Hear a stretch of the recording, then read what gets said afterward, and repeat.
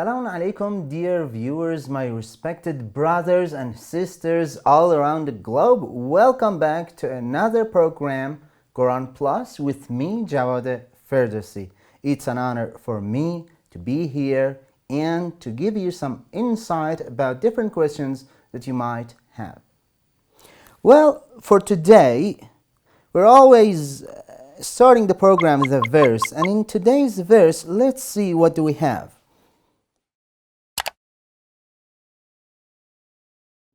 أعوذ بالله من الشيطان الرجيم بسم الله الرحمن الرحيم يا أيها الناس اتقوا ربكم الذي خلقكم من نفس واحدة وخلق منها زوجها وبث منهما رجالا كثيرا ونساء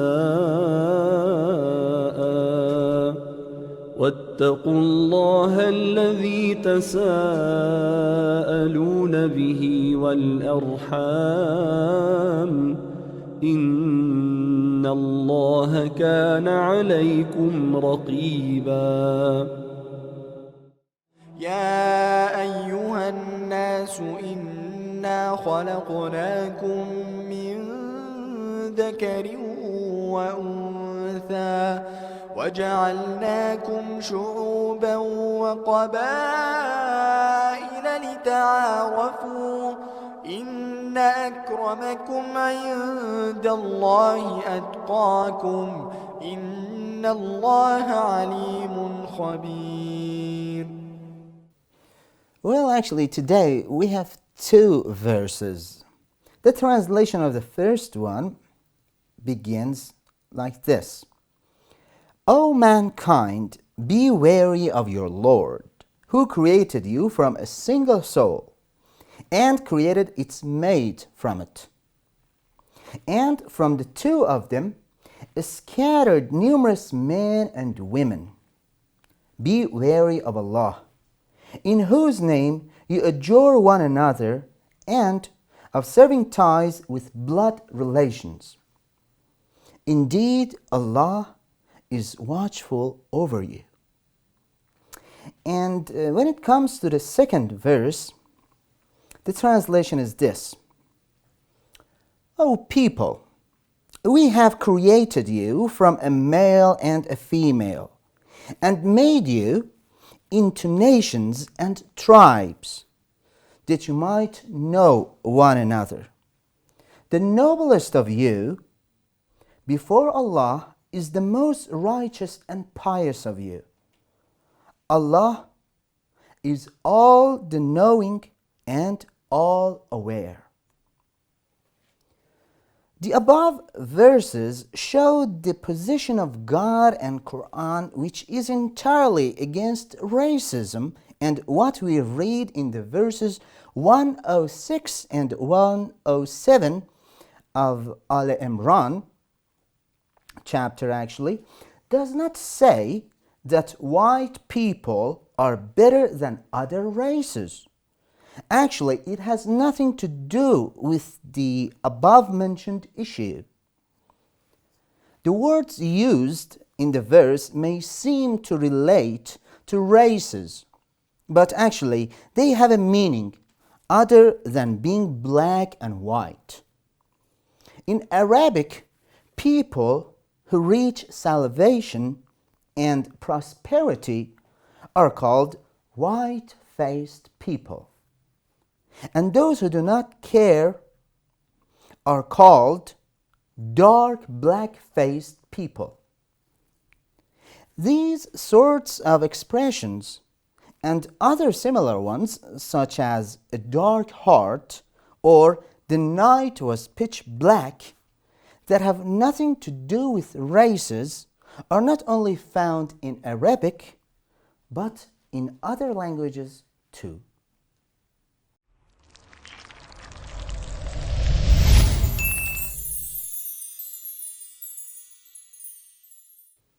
Well, the first part of this episode actually is Quranic provisions, and the first question that our team actually have selected is relating to the necessity of reciting salawat in one of the chapters of the Holy Quran. Let's go and see what exactly the question is.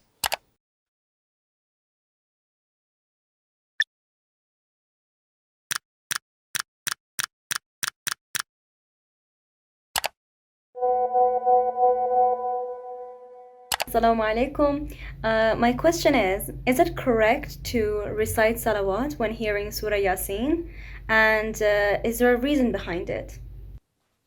It's actually a nice question. It says, is it correct to recite salawat when hearing Surah Yasin? And is there a reason for it? So let's go quickly and ask this question to Mr. Shafi and see what exactly the answer is. Bismillahir Rahmanir Rahim.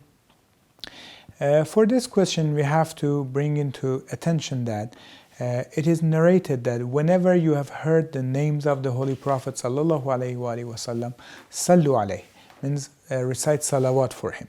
So it is accepted and advised to recite salawat whenever you hear the names of the Holy Prophet. The Holy Prophet of Islam has got different names, 5 of which are mentioned in the Holy Quran, and Yasin is one of his exact names. That's why his family and his descendant is called Ali Yasin.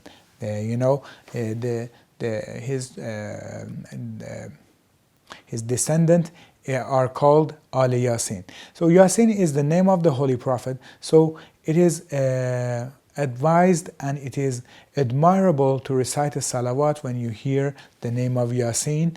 And also in other part, it is the other part of the ayah, which is Imam Mubin.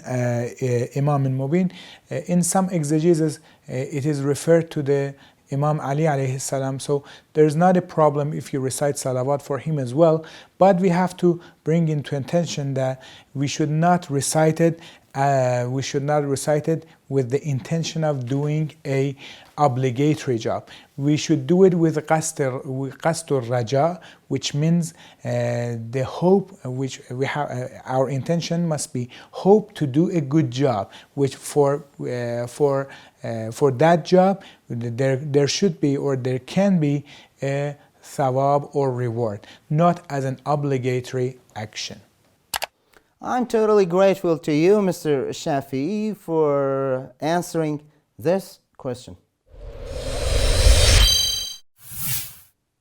Well, we've reached the second part of this episode, Quranic Sciences, and in this part we have selected one question, and that is actually relating to the time of the gradual revelation or the immediate revelation of the Holy Quran. Let's go and see what exactly the question is.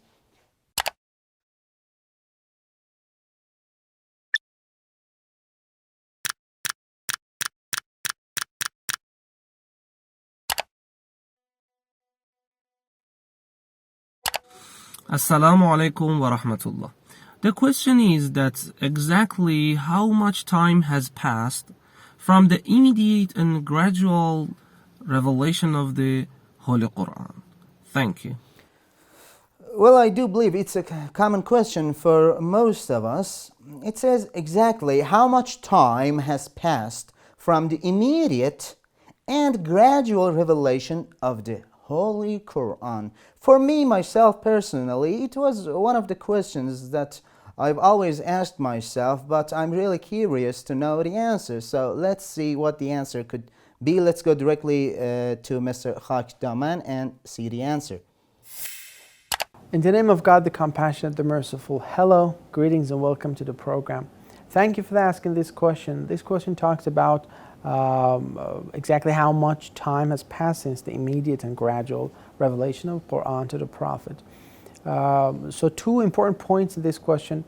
First point is the fact that The revelation of Quran has happened in a couple of forms, in some steps. The first revelation has been immediate to the Prophet, and the time of that is Laylatul Qadr.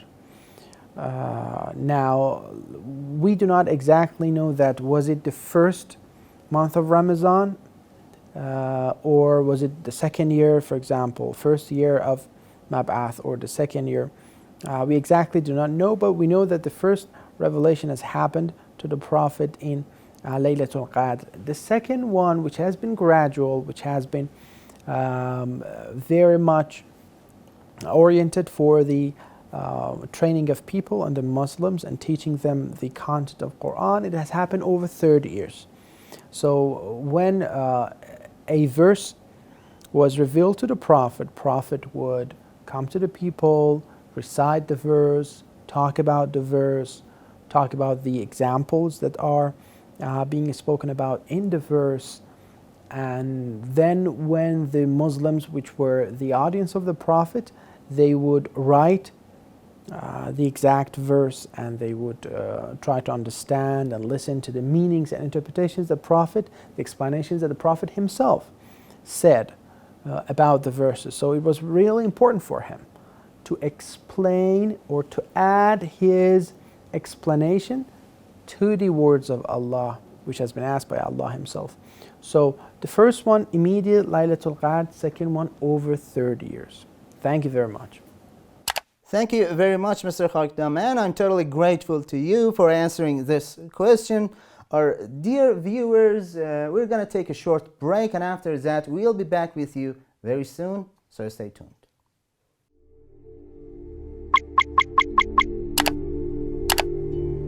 Welcome to another segment of Quranic Facts. This episode, Best Nights, Laylatul Qadr. The night also known as the Night of Destiny is described in the Quran as being better than 1,000 months. It is believed to be the night when the Quran was first sent down from heaven to the world, and also the night when the first verses of the Quran were revealed to Prophet Muhammad, peace be upon him. The specific date of Laylatul Qadr is not mentioned in the Quran. Shia Muslims believe that Laylatul Qadr is to be found in the last 10 odd nights of Ramadan, but mostly on the 19th, 21st, or 23rd of Ramadan, with 23rd being the most important night. The 19th, according to the Shia belief, coincides with the night Imam Ali, the first Imam of Prophet Muhammad's infallible household, was attacked in the mihrab while worshipping in the great mosque of Kufa. The 21st is when he succumbed to injuries and was martyred. Muslims believe that the night of Qadr comes with blessings and mercy of God in abundance. At this night, they stay up until dawn praying and asking God to forgive their sins while holding the Quran on their heads. The rituals of Laylatul Qadr is mostly observed in groups. In religious sites such as mosques and holy shrines of imams and the offsprings of Prophet Muhammad, peace be upon him, and his household.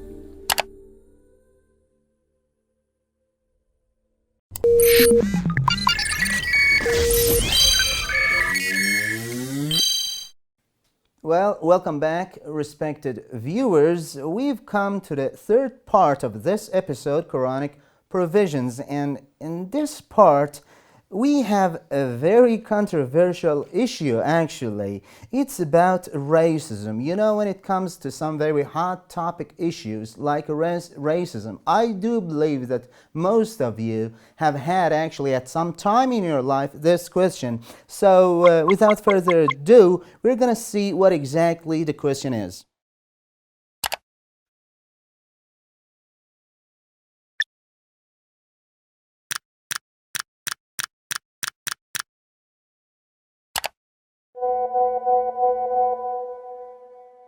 Is it mentioned in the Quran that white people are better than yellow, red, brown, and black colored races? Well, as I told you, it's a very interesting question. It says, is it mentioned in the Holy Quran that white people are better than yellow, red, brown, and black colored races? Well, it's a very controversial issue, and I'm really anticipating to hear the answer. So let's not waste more time by going directly to Mr. Shujai and to see what the exact answer is. Answering this question, we should look at the verse of the Holy Quran when it says يَوْمَ تَبْيَضُ الْوُجُوهُ وَتَسْوَدُّ الْوُجُوهُ to the end of the verse, the day when the faces will be whitened and the face blackened. To those whose face have become blackened, it will be said, did you disbelieve after you didn't believe in Allah and in the God of the universe? This in some explanation by some non-Muslims, it is told that the Holy Quran in this verse has a kind of racial attitude, and it is not true, because it is used the term black face, blackened face, and whitened face. No, it is not the color of the skin, color of the face. In Islamic and Arabic culture, and in other culture like the Iranian culture, when we talk about a person, white-faced people and dark-faced people, it means that the people who reach the salvation and perfection and prosperity are really very successful, and they are really proud of themselves, in front of God, and they are white-faced, and they have a good record. And the people have not a good record, bad record. Ironically, they are called as blackened face. So it is not the case of racial discrimination or racism in the Holy Quran. Well, very good. I'm totally thankful to you, Mr. Shujai. It was a really comprehensive answer, and I can only say that I'm totally thankful. Well, respected viewers, we've come to the last part of this episode, Quranic Concepts. And in this part, actually, we've received a very good question regarding Quran. We know that when we recite the Holy Book of Quran, we've been faced with different stories, narrations, and actually one of them is about animals. And let's go and see what exactly the question is.